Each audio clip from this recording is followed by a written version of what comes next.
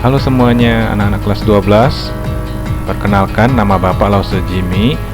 Nama lengkapnya Jimmy Susilo. Kalian boleh panggil Lause Jimmy ya. Nah, selama 1 tahun ke depan kita akan sama-sama belajar. Lause akan membawa pelajaran prakarya dan kewirausahaan. Nah, meskipun sebelum corona Lause sering nampak kalian, sering bertemu kalian, tapi Lause belum kenal kalian karena begitu banyaknya kelas 12 IPA dan IPS. Lause belum kenal kalian. Oleh sebab itu nanti di akhir video atau akhir pertemuan ini Lause mau kalian mengirimkan video perkenalan dengan durasi 10-20 detik supaya Lause semakin mengenal kalian ya. Oke. Hari ini kita akan sama-sama belajar di pertemuan pertama ini. Mari kita perhatikan slide berikut ya. Nah, kita akan masuk ke dalam slide yang pertama, yaitu pengenalan prakarya dan kewirausahaan ya. Kita next. Nah, pengertian prakarya itu berasal dari pra dan juga karya. Pra artinya memiliki arti makna belum, serta karya sendiri adalah sebuah hasil kerja. Jadi prakarya dapat didefinisikan sebagai hasil kerja yang belum jadi. Prakarya tersebut masih berupa proof of concept atau prototype ya. Prakarya tersebut belum mempunyai target pemasaran, oleh sebab itu belum ada penggunanya atau konsumennya ya. Prakarya mempunyai peranan penting dalam pengembangan kreativitas serta dalam mengembangkan dan menimbulkan sebuah inovasi baru ya. Kemudian contoh-contoh prakarya bisa kita baca. Di sana contohnya seperti bunga dari sedotan ya, origami atau karya seni yang terbuat dari kertas, rumah-rumahan dari kertas karton, anyaman dari rotan, boneka dari benang, dan juga yang lainnya. Nah, kalau kita perhatikan dari contoh tersebut, ini merupakan karya-karya seperti kerajinan tangan ya. Mungkin di pelajaran seni budaya juga kalian sering membuat hal-hal seperti ini ya. Itulah contoh prakarya. Selanjutnya, manfaat kegiatan prakarya. Nah, yang pertama itu dari 4 poin, kita bisa lihat menumbuhkan sifat inovatif serta juga kreatif. Yang kedua, mencerdaskan serta meningkatkan kemampuan motorik ya. Semakin kita sering melakukan kegiatan prakarya itu meningkatkan kemampuan motorik kita sehingga hasilnya akan semakin bagus. Yang ketiga, skill atau keterampilan kita semakin terasah. Yang keempat, menyeimbangkan otak kanan dan otak kiri. Jadi selama ini kita sering pakai otak kiri. Nah, untuk kegiatan prakarya semakin sering melakukannya, itu akan mempengaruhi atau mengasah otak kanan kita maksudnya ya. Oke. Nah, bisa kita lihat fungsi otak kiri dan fungsi otak kanan ya. Kalau otak kiri itu lebih kepada bahasa, logika, angka-angka ya, sedangkan fungsi otak kanan itu terdiri dari hal-hal yang bersifat seni ya. Selanjutnya, nah, definisi kewirausahaan. Jadi pelajaran kita kan tentang prakarya dan kewirausahaan ya. Nah, kata kewirausahaan berasal dari kata wira dan usaha. Menurut Kamus Bahasa Indonesia, wira berarti itu pejuang, berani, berwatak agung, berbudi luhur. Sedangkan kata usaha itu berarti bekerja, berbuat sesuatu. Nah, kalau kita simpulkan definisinya itu bisa kita sebut suatu proses dalam melakukan atau menciptakan sesuatu yang baru dengan cara kreatif, penuh inovasi, yang memberikan manfaat bagi orang lain dan bernilai tambah. Itu ya. Nah, ada sebenarnya kata kunci yang bisa kita perhatikan dari pengertian kewirausahaan ini, yaitu yang pertama, kreatif serta inovatif. Itu merupakan suatu kunci utama untuk keberhasilan seorang wirausahaan ya. Kreativitas merupakan suatu kemampuan untuk dapat membuat kombinasi baru ataupun hubungan baru yang berkaitan antar data variabel yang sudah ada ya. Ciri-ciri orang kreatif dan inovatif bisa kita perhatikan. Yang pasti yang pertama itu dia orangnya pasti mandiri. Yang kedua, terbuka terhadap yang baru. Yang ketiga, pasti orangnya percaya diri. Yang keempat, berani mengambil risiko. Selanjutnya, melihat sesuatu dengan tidak biasa. Selanjutnya, memiliki rasa ingin tahu yang besar, dapat menerima perbedaan, objektif dalam berpikir serta bertindak ya. Nah, tujuan akhir dari pelajaran prakarya kita itu kira-kira skill, maksudnya kita setidaknya memiliki suatu kemampuan atau skill untuk menghasilkan suatu karya. Yang kedua, setidaknya kita memiliki mindset atau jiwa kewirausahaan, bagaimana kita dengan hasil karya kita bisa menghasilkan uang, seperti itu ya. Yang ketiga, kita siap, begitu setidaknya setelah tamat dari SMA kita memiliki kemampuan siap atau ready untuk menghasilkan uang. Nah, kita bisa perhatikan ada beberapa gambar di depan kita ini, di layar kita. Yang pertama itu karya tradisional ya.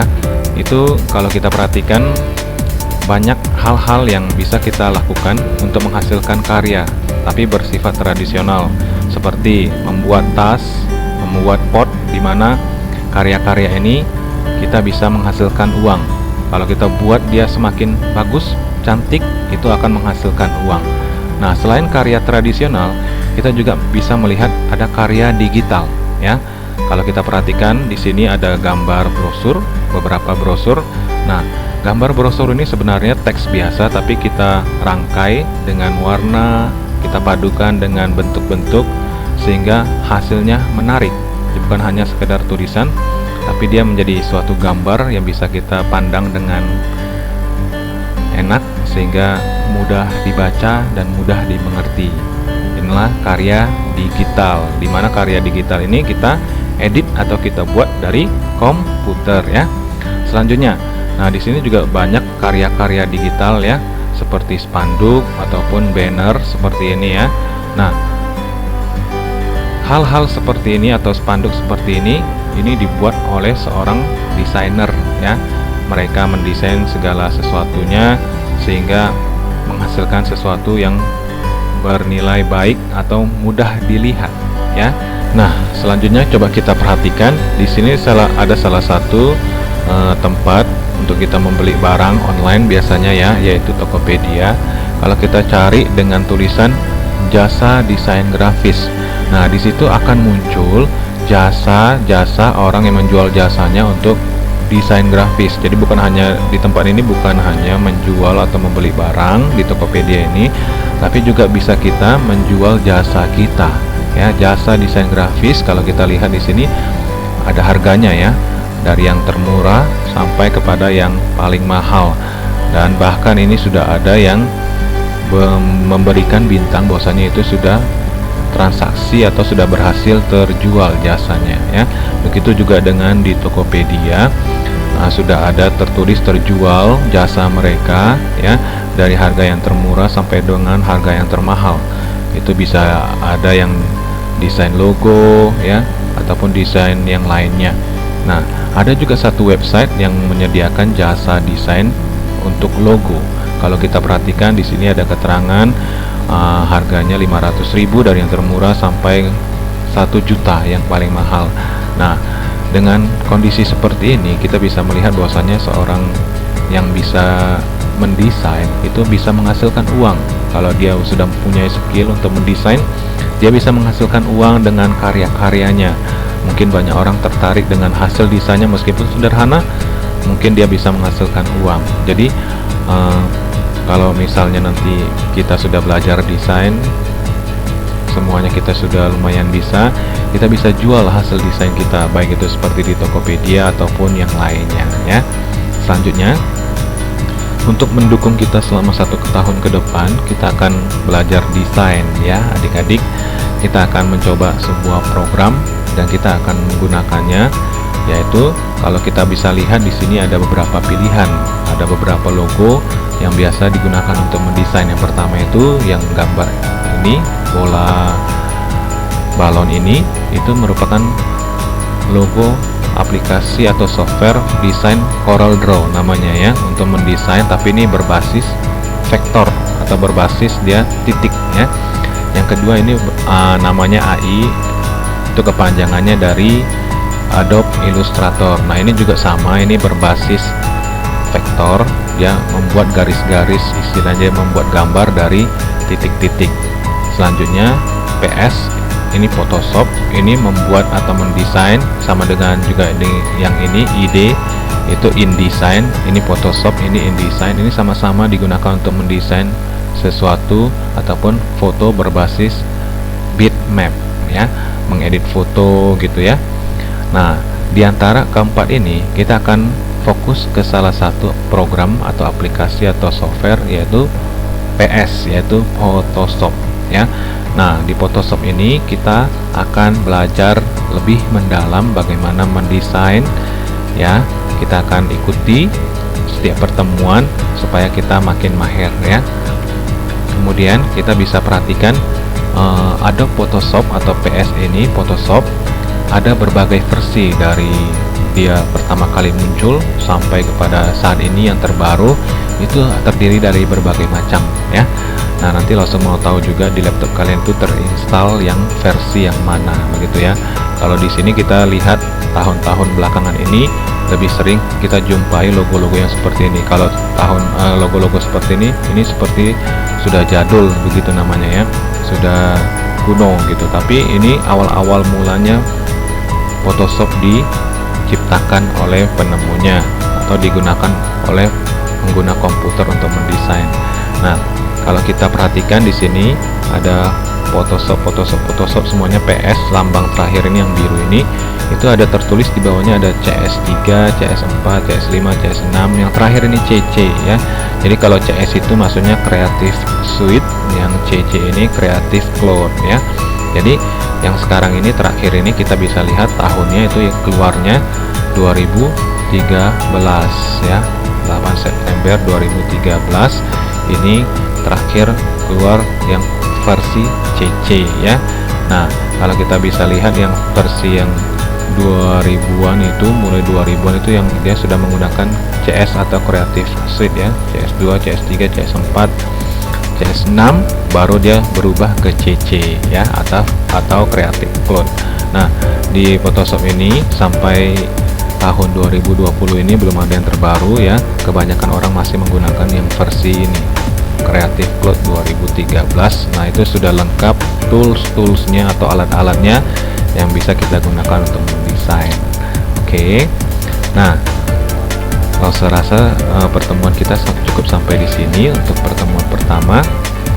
Nah, sebagai feedback pertemuan pertama, saya mau kalian buat video perkenalan supaya saya kenal dengan kalian ya. Cukup durasinya 10 sampai 20 detik, dimana isinya itu berupa nama, tempat tinggal, dan aplikasi Photoshop CS berapa yang terinstall di laptop atau komputer kalian ya.